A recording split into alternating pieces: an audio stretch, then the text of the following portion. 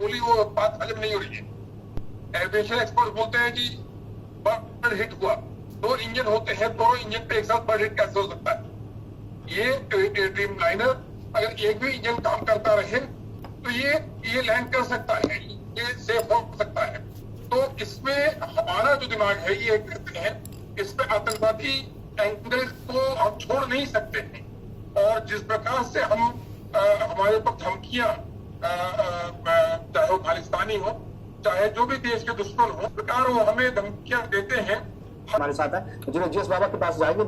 GS बाबा, आपने भी इस पूरे हादसे को देखा है और आप तक जो डेवलपमेंट है वो भी आपने देखा है, आप एक्सपर्ट हैं इस फील्ड के। वैसे आपको क्या लगता है ये जो तकनीकी खराबी हो सकती है? और इस बीच में एक खबर हमारे पास और भी आई है कि जहां पर लंदन में ये जो फ्लाइट थी, लंदन में लैंड जहां करने वाली थी, वहां पर जो लोग इंतजार कर रहे थे अपने आगंतुकों पे आने का, वहां पर एक खबर पहुंचती है और वहां पर जो एक इंतजार करने वाले जो लोग जो अपने लोगों के आने का इंतजार कर, उनको ये पता चलती कि वहां से पायलट ने ये कहा है कि टेक ऑफ करते ही कुछ गिरा है फ्लाइट से। तो बंद फ्लाइट से तो कुछ गिर नहीं सकता है, तो ऐसा लग सकता, अनुमान लगाया जा रहा है कि शायद जो पहिया होता है वहां से कुछ गिरा है। तो ये भी एक साजिश की तरफ इशारा करता है जो वहां पर करेगी, जो कि वो भी अब जो सोशल मीडिया पे आ गए। मैं जीएस बाबा से पास जाऊंगा। बाबा, क्या आपको लगता है कि इसमें जो है साजिश का एंगल हो सकता है, या आपको लगता है कि नहीं ये हादसा है, इसमें साजिश नहीं हो सकती, ये सामान्य हादसा है? देखिए, प्राइमा फेसी जब हम एविएशन एक्सपर्ट के लेवल पर बात कर रहे हैं तो सारे एंगल को बाद में, पहला एंगल हमें देखना है कि एविएशन का कोई फेलियर है कि नहीं है, और वो प्रोसीजर है उसका ब्लैक बॉक्स है और उसके लिए टेक्निकल टीम है वो करेगी। अब आप जो पहलू लेके आ रहे हैं, इस पहलू के ऊपर सोचने को तो आप कुछ भी सोच सकते हैं, राइट, बट अभी जब तक हमारी गवर्नमेंट की अपनी एजेंसियां हैं और बहुत सक्षम है इसके ऊपर कमेंट करने के लिए, ठीक है, और उनके पास पूरी इंटरनल इंटेलिजेंस की खबर है, तो ये खाली ट्वीट के बेसिस पर हम इतना बड़ा मिस डायरेक्शन इस इंसिडेंट को ना दें अभी। तो मेरे को लगता है अभी ठीक है, अभी हम इसको टेक्निकल दायरे में ही देखें और उसके बाद देखने के तो बहुत बड़े एंगल हैं, क्योंकि ये एक दो एयरक्राफ्ट मैन्युफैक्चररों के बीच का भी इशू है, ठीक है, और बोइंग का ही एयरक्राफ्ट वैसे भी कई एक बार जीएस बाबा मैं आपको रोक रहा हूं। He will be coming here. We'll go through another round of inspection. We'll talk to some of the people who are here and all the teams that are here. And then we are having one meeting at the Circuit House. Annex. So we will be discussing some more things there. Maybe once we go through all these discussions, I can give you some more information. But if you ask me, then I'm just thinking about the families and the passengers who are there. It's a great loss. Yes, it is. It is very. Yes.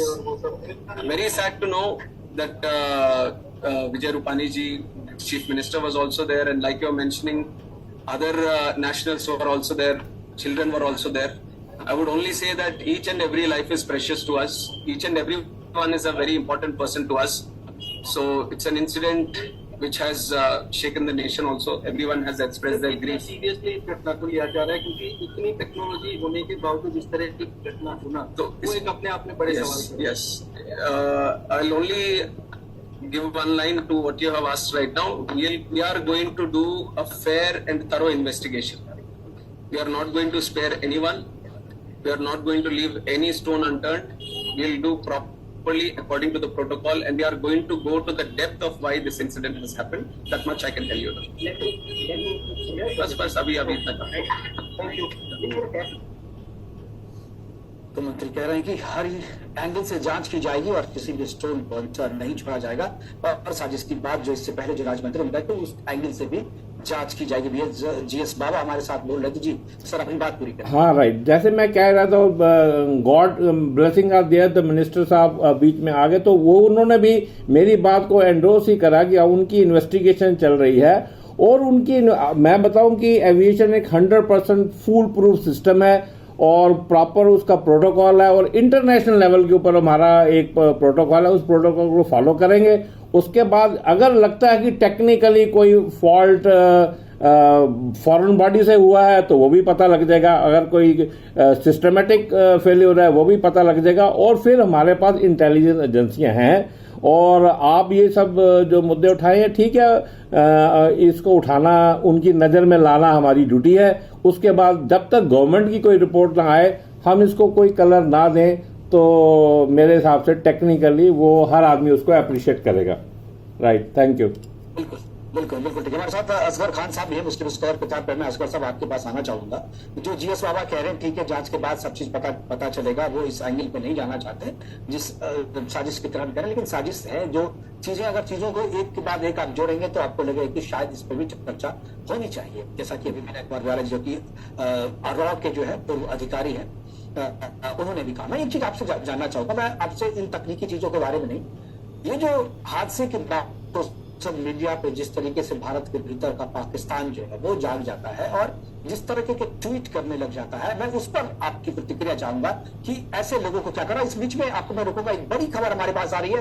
बड़ी खबर हमारे पास है कि ये जो हादसा हुआ था, इसमें एक यात्री के बचे रहने की खबर आ रही है। 11A सीट पर ये बैठे हुए थे। कर्नावती पुलिस ने यह जानकारी दी है कि 242 में से एक व्यक्ति जो है वो बच गया है और भगवान ने उसे बचा लिया। कर्नावती के अस्पताल में उनका इलाज जो है वो जारी है और उनसे बहुत सारी चीजें जो है पता चल सकती है। 11A सीट पर यह बैठा था और 12 पे रूपानी जी बैठे हुए थे। जैसा कि हमारे पास जो सूचना आई थी, जो सीट और पैसेंजर के जो नंबर आए थे, उसमें था कि 11A पर बैठे प्लेन हादसे में एक यात्री के बचे रहने की खबर है। और AP एजेंसी के हवाले से जो खबर दी गई थी कि कोई भी व्यक्ति नहीं बचा है, वो खबर जो है वो उनकी झूठी साबित हो रही है। एक व्यक्ति जो है उनके जिंदा बचने की खबर है। ये तस्वीरें हैं अभी लगातार इलाज के दौरान जो है मंत्री भी वहां पर गए हुए हैं वहां पर, और यहीं पर जो है अभी प्रधानमंत्री और गृह मंत्री अमित शाह भी पहुंचने वाले हैं। वो भी लोगों से बात करेंगे और सर्किट हाउस में एक मीटिंग रखी गई है, जैसा कि गृह मंत्री जी ने कहा था, और वहां पर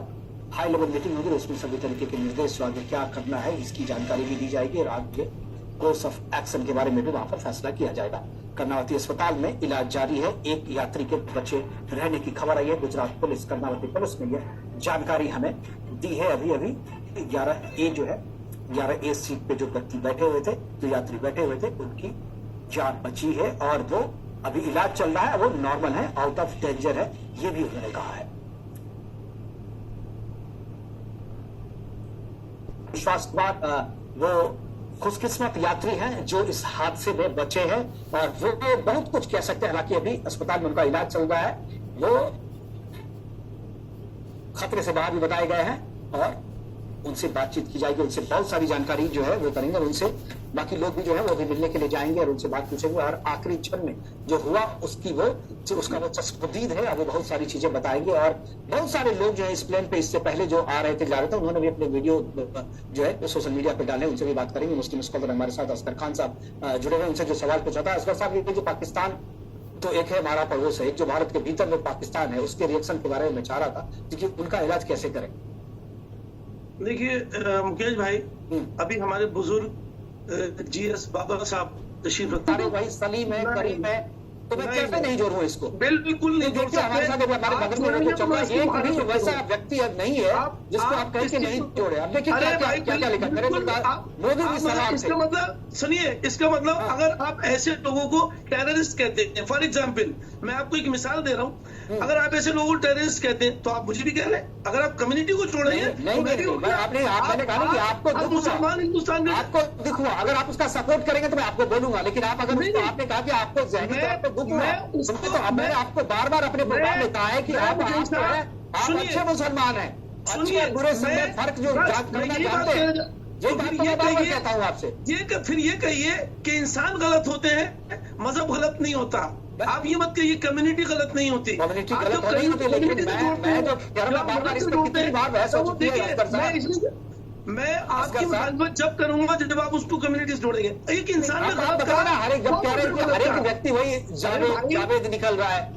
देखिए उसके ऊपर में मनी तिवारी है, वो कितना अच्छा लिखा, लेकिन मोइज अहमद है, उसने क्या लिखा, लकी खान ने क्या लिखा, वो तो जाता है ना, लोगों का ध्यान तो जाता है ना। इतना बड़ा हादसा हुआ, 241 लोगों की मौत हो गई सीधे तौर पे, उसके अलावा 22 जो है वो डॉक्टर की मौत हुई। पूरा प्लेन हादसा, पूरा देश दुख में है, पूरे देश में शोक की लहर है। और ये जो चंद लोग हैं, खान, पठान, अब्दुल, कोई भी हो, खुशी हो रही है, जश्न मना रहे हैं, आप कह रहे हैं कि उसको कमेटी से मत जोड़िए। क्या बोलेंगे अग्रवाल, कोई भी हो। आप बोलिए, आप क्या बोलेंगे उससे? कोई भी आप हो। असगर साहब आप वो- बताएं, मैं कुछ नहीं बोलूंगा, आप बोलिए, आप इन्हें क्या कहेंगे, क्या कहेंगे आप? मैंने आपको कह दिया, कहने से पहले, आपके कहने से पहले कह दिया क्या तो बोलेंगे? बिल्कुल गलत है। अगर कोई जरा भी ऐसी बात करता है गलत है, लेकिन आप उसको कम्युनिटी से या मजहब से कैसे नहीं ना जोड़ते। जोड़े, बताइए ना, कोई एक बिल्कुल घटना हो तो जोड़ेंगे। नहीं जोड़े।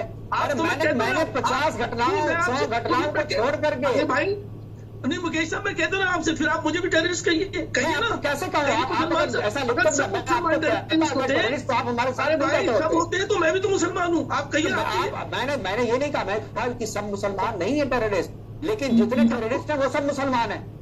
नहीं ऐसा नहीं सारे है। मुसलमान टेररिस्ट नहीं है, आप लेकिन मेरे- जितने आप मेरे टेररिस्ट हैं ऑफिस वो आइए। मुसलमान है। अरे आप मैं मेरे पूरी पास- दुनिया कह रही है इस बात अरे को। भैया, आप मेरे ऑफिस आइए, मैं बताऊं कितने टेररिस्ट केस में ट्रायल फेस कर रहे हैं जो हिंदू हैं, सिख हैं। मैं कह रहा हूं आपसे, आप आइए मेरे ठीक है, जो कहिए, मैं trial आपके face ऑफिस कर रहे हैं, लेकिन मैं अभी तक आपके जिस ऑफिस हाथ लिस्ट से भेज दूं, आप मैं देखिए, आपके ऑफिस में लिस्ट भेज दूं। मैं मेरे पास मुसलमान आप जो लिस्ट देते हैं वो लिस्ट मुझे पता है कि आप कौन सी लिस्ट देते हैं। और दूसरी आप जो लिस्ट देते हैं वो पता है कौन सी लिस्ट होती है। जब आप ये बात करते हैं तो एक बात और सुन लीजिए, कितने मुसलमानों को आप बदनाम करेंगे, कितने मुसलमानों को झूठा फंसाएंगे, कितने मुसलमानों को परेशान करेंगे। किसी को नहीं 4% 6% कन्विक्शन है। किसी भी सुन लीजिए, सच्चे मुसलमान को कोई नहीं फंसा 6% सकता। कन्विक्शन है। किसी बाकी भी लोगों सच्चे को मुसलमान को कोई नहीं चाहिए तो फंसा ये- सकता। चाहिए ये तो सारे ये कि- नकली मुसलमान है, अरे भैया, ये देश असली के और नकली गद्दार हैं, हिंदू- ये देश के गद्दार असली हैं और जो भारत नकली में रह हिंदू, करके असली भारत और के नकली खिलाफ सोचते मुसलमान, हैं।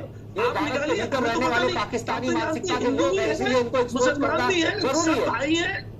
नहीं, आप इसे एक्सपोज करना जरूरी क्यों नहीं मानते असगर साहब? ये परेशानी है। आपको भाई क्यों नजर आते हैं? इसमें आपकी भाई परेशानी भाई नजर क्या ये दिखता है है। इसमें आपको? अरे साहब, आपकी परेशानी जरा सी ये है कि आप हर चीज में से एंगल ढूंढते, कम्युनल एंगल। अरे भाई, ये तो हादसा हुआ है यार, अभी तो कुछ पता भी नहीं है, इसको भी आपने हिंदू मुस्लिम कर दिया। कोविड हो जाए तो उसको भी कह दो हिंदू मुस्लिम है। मुसलमानों ने बरसात हो जश्न जाए मनाया तो मैंने बताया आपको। तूफान आ जाए तो कह दो मुसलमानों ने पाकिस्तान जश्न में चला मनाना दिया। शुरू किया तो मैंने आपको बताया, और आपको वो अच्छा नहीं लग रहा है। अब हम कहते हैं आप किसी से भी जोड़िए, आप हम किसी मुल्क का, हम तो सिर्फ तो हिंदुस्तानी आप बताइए ना, कौन ऐसा बेहुदा व्यक्ति होगा, कौन ऐसा संवेदनहीन व्यक्ति होगा अरे भैया, जो तो भी 142 लोगों की मौत पे आप ट्विटर पे इस तरीके की बातें लिखेगा? अब कौन आप सा ठीक ऐसा कह व्यक्ति रहे होगा? हैं, अब आप ठीक कह रहे हैं, आप ठीक कह रहे हैं, हाँ। आप उसको व्यक्ति कहिए, आप उसको मुसलमान भी मत कहिए। ये बताइए, अगर ये बात हिंदू ने लिखी होती मैं तो उसको क्या भी कहते कहता आप उसको? लेकिन लेकिन क्या लेकिन कहते आप लेकिन उसको? दुर्भाग्य है ना, अरे दुर्भाग्य भाई, से सारे एक ही वो एक भारतीय सिटीजन दुर्भाग्य है। से दुर्भाग्य से अगर सब वो उसी गलत एक ही लिख रहा है कम्युनिटी तो के आते गलत हैं। है। हम असगर साहब, हमारे नहीं बोलने से सच जो है ना वो बदल नहीं भाई, जाएगा। हम हमारे नहीं हमने बोलने बात से ही यहाँ सच से बदल शुरू नहीं करी जाएगा। थी कि हम राइट अगर इज बोलते हैं- right, wrong is wrong.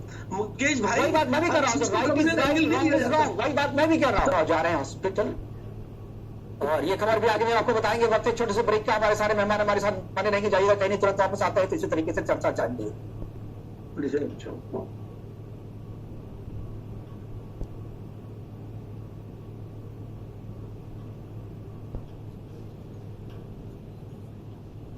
Break के बाद का आपका स्वागत है। चर्चा करें कर्नावती प्लेन क्रैश हुआ है उसके बारे में हम चर्चा कर रहे हैं, और सीधे आपके लिए चलते हैं विजुअल। केंद्रीय गृह मंत्री अमित शाह जी पहुंच गए हैं, हादसे वाली जगह का मुआयना कर रहे हैं, और जो हॉस्टल है, जो मेडिकल कॉलेज का जो हॉस्टल है जहां पर ये प्लेन क्रैश हुआ था, उस जगह पर पहुंचे। उनके साथ गुजरात के जो मुख्यमंत्री हैं वो भी उनके साथ मौजूद है, भूपेंद्र पटेल जी भी उनके साथ में है।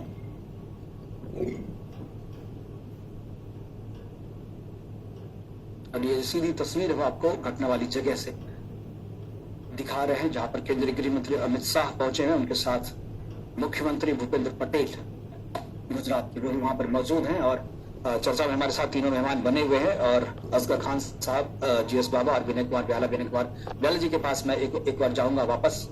अगर हमारे साथ जुड़े हुए हैं ब्याला साहब, अगर आपको हमारी आवाज मिल रही है तो मैं आपके पास एक बार जाना चाहूंगा।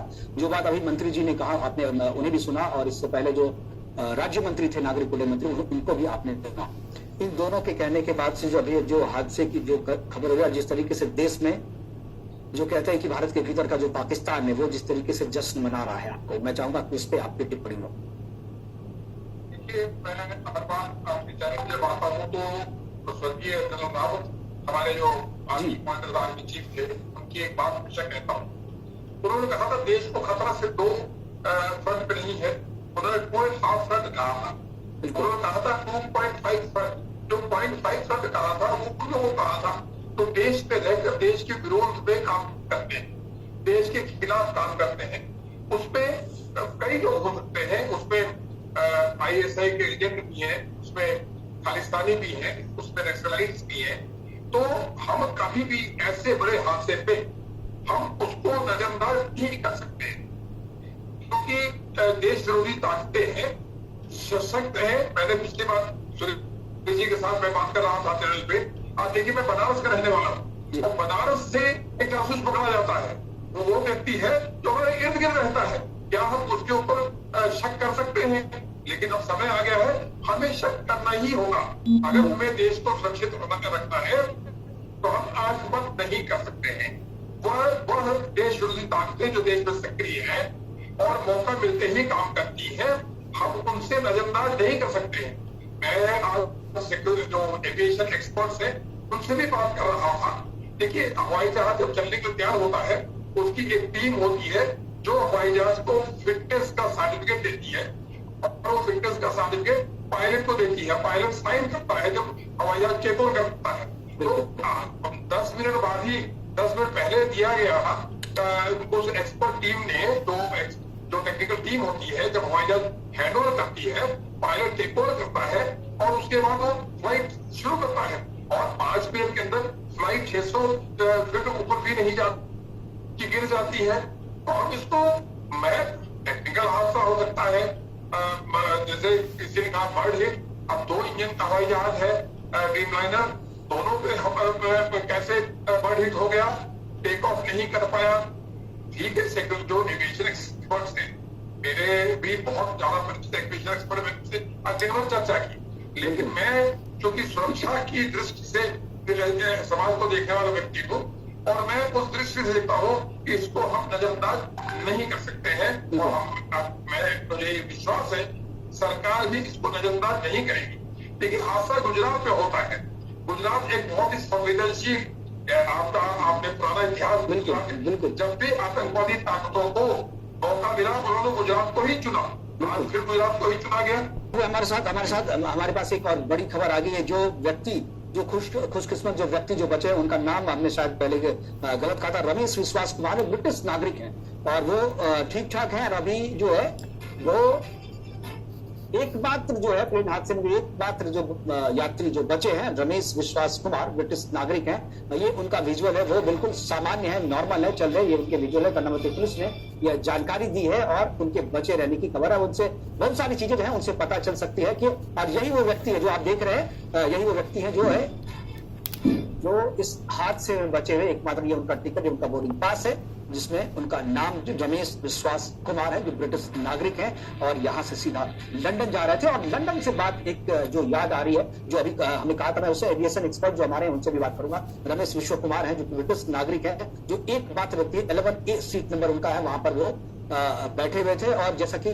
12C पे विजय रूपानी जी बैठे हुए थे, और जिनके बारे में दुखद खबर है कि वो शायद इस हादसे में नहीं बच पाए। ब्रिटिश नागरिक है रमेश विश्वास कुमार। ये सामने जो अभी देख रहे हैं हमारे टेलीविजन स्क्रीन पर, ये एकमात्र खुशकिस्मत व्यक्ति है जो इस हादसे में, इस भीषण हादसे में जो बच पाए हैं। और कह सकते हैं कि अगर ईश्वर को मंजूर हो तो आंधियों में भी चिराग जलते हैं, तो रमेश विश्वास कुमार जो है वो उसी की मिसाल है। और ये आंधी में जलने वाले चिराग हैं जो हमारे सामने स्क्रीन पे आप देख रहे हैं। हमारे साथ और भी एक्सपर्ट है GS बाबा के पास एक बार मैं जाना चाहूंगा। और जो लवीना टंडन जी जो कि लंदन से जो जुड़ी थी, और उन्होंने कहा था कि पायलट जो है लास्ट में, जो उनको जानकारी लंदन में दी गई, जब वो उनके अपने आगंतुकों के आने का इंतजार कर रही थी, तो उनको जानकारी दी गई कि पायलट जो प्लेन उड़ा रहे हैं, जो प्लेन लेकर के भारत से लंदन आ रहे हैं, उसके पायलट ने टेक ऑफ करने के साथ ही उसने खबर दी लंदन में कि उनके प्लेन से कुछ गिरा है। और ये क्या गिरा हो सकता है, ये काफी संदेह पैदा करता है। GS बाबा है, एविएशन एक्सपर्ट है, मैं उनसे जानना चाहूंगा। GS बाबा साहब, क्या आपको लगता है कि ये इस तरीके की बातें क्या हो सकती है, जो गिरने की बात जो पायलट वहां पर बताया गया लंदन में, जो लवीना टंडन जो की बता रही थी अभी किसी चैनल पर वो जुड़ी हुई थी, वो बता रही थी वहां पे, क्या हो सकता है, क्या गिरने की जो बात, क्योंकि जब टेकअप होता है तो प्लेन तो चारों तरफ से पैक होता है, बंद होता है, तो फिर क्या गिर सकता है? जहां तक गिरने का सवाल है, आपने पहले बताया गिरने को कोई व्हील भी गिर सकता है या कुछ नट एंड बोल्ट भी गिर सकता है। यहाँ it was so hot weather और इतने हॉट वेदर में कोई मिराज टाइप इल्यूजन भी हो सकता है। हमें जैसे अभी बताया कि हर डिपार्टमेंट का देखने का अलग अलग नजरिया है। डिफेंस एंड सिक्योरिटी वालों का नजरिया है कि हर चीज को आप डाउट करिए, और टेक्निकल एक्सपर्ट का है कि हर टाइप के टेक्निकल एबिलिटी को आप विश्वास करिए। तो हो सकता है कोई मिराज इल्यूजन ही होगी, इट वाज हॉट वेदर के अंदर मिराज बन सकता है, और कोई चीज को गिर भी सकती है। तो इसलिए इसमें हम कुछ कह नहीं सकते। पर दूसरी बात, ये रमेश जी का जो सर्वाइवल का केस है, इस पर भी मत से कि जिसको लाके साही उसको मार सके ना कोई, और ये मेरी लाइफ का दूसरा एक्सपीरियंस है अब नाउ। मैं हमेशा कहता था कि 70-75 के अंदर when I was working in a different department not even mission, हमारे पास एक ऑफिसर आते थे, बड़ी मुश्किल से चलते थे। तो जब हम बोलते थे कि सर आप बैठिए, तकलीफ होती है, उसने बोला जब मेरे को भगवान ने वहां से तकलीफ से बचा दिया, अब मेरे को कुछ नहीं कर सकता। He was the only survivor in 70s। He used to come my office, and in मेरी लाइफ के अंदर ये दूसरा इंस्टांस है कि इस टाइप के फैटल एक्सीडेंट में single solo survivor, and God bless him, God has given him life, and we must repose our trust and faith in God today. Right, thank you. बिल्कुल बिल्कुल सही कहा आपने। हम सबका विश्वास जो है भगवान ने उनके सर्वाइवल से बचता है। मैं एक बार गाला जी के पास आऊँ। गाला जी अपनी बात पूरी करें, बीच में आपको रोक दिया था मैंने जी।